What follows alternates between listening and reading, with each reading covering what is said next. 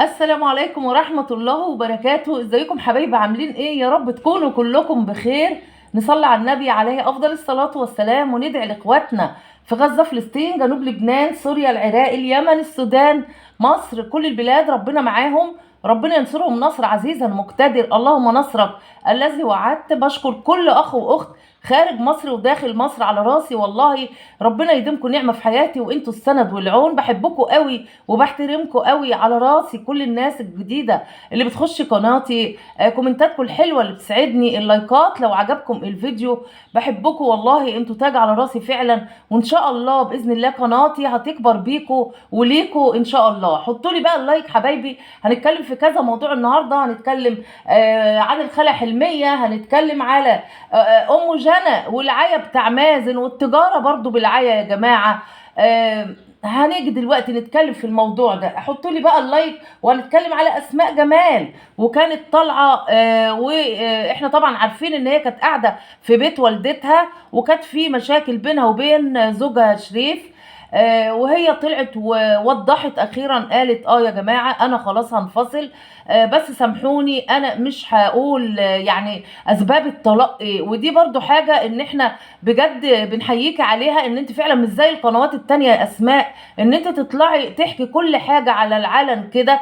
اي نعم، المتابعين ليهم حق عليك وكل حاجة، لكن في حاجات خصوصية يا جماعة ما ينفعش فعلا ان هي تطلع تحكي عليها. لو عايزة تتاجر بالموضوع ده هتطلع تتاجر بالطلاق وسبب الطلاق على الاقل ممكن تعمل ترندات في الموضوع ده. لكن اسماء من القنوات العاقلة جدا، محبوبة جدا.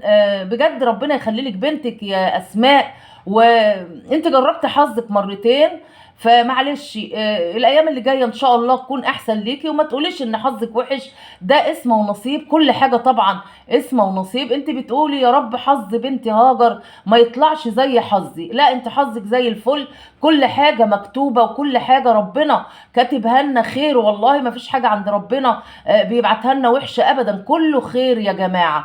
فاهدي يا اسماء كده، وان شاء الله باذن الله ربنا يمكن يعوضك باللي احسن منه. او انت بقى شوفي حياتك وشوفي بنتك وربي بنتك. وفي ناس بتقعد على اولادهم يا جماعه. مش هقول احنا قعدنا، لا، في ناس كتير سيبوكوا مني خالص، احنا بنقعد على اولادنا.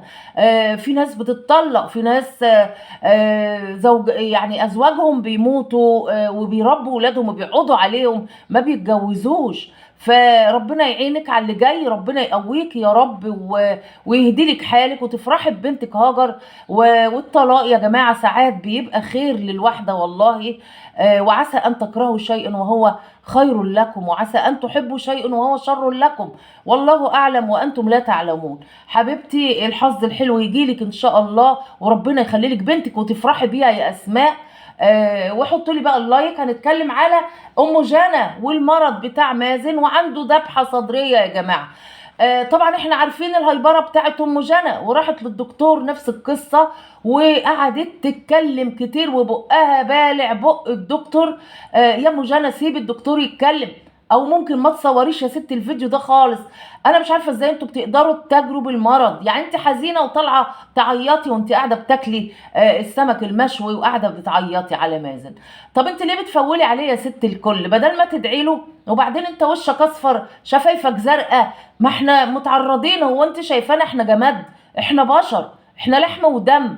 اهدي بس انت كده من مازن. مازن ممكن يكون هيبرتك دي هي اللي جايبه له التعب يا ام جنى. الراجل ده يا جماعه عايز هدوء، عايز استقر في الشقه اللي انت فيها اللي فيها الاسانسير. الراجل ده بيطلع السابع يا جماعه في الشقه القديمه، ده غلط عليه. وعلى الدوالي كمان اللي على رجله. الراجل ده عايز اكل صحي، عايز راحه، عايز ينام ويرتاح. انت ما بتريحيهوش، جايه تعيطي عليه وعامله نفسك قلبك عليه قوي والحب، وقاعده تتكلمي على الحب. طيب اللي بنحب حد دوت بيريحه. انت حرام والله العظيم. ده انت لو شارياه يا شيخه مش هتعملي فيه كده.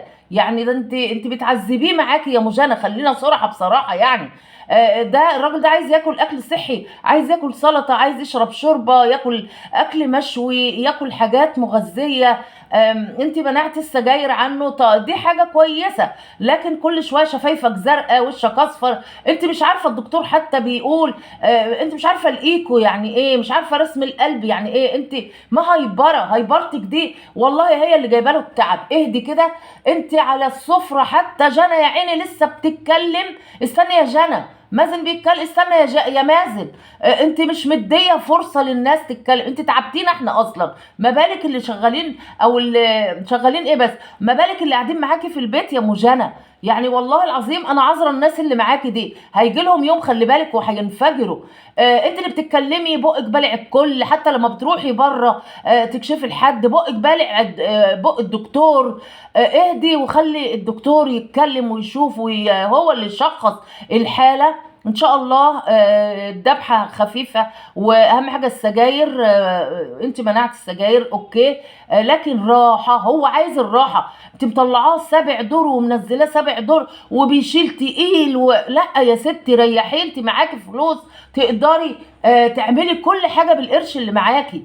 الناس بتقولك حتى هاتي عجله ولا هاتي كرسي للطفل اللي انت مدوخانه بيه ده وقاعد على السفره وايدك زفره وتمسكي هدوم الولد وتمسكي طرحتك ايه القرف اللي احنا بنشوفه ده يا ام جنى؟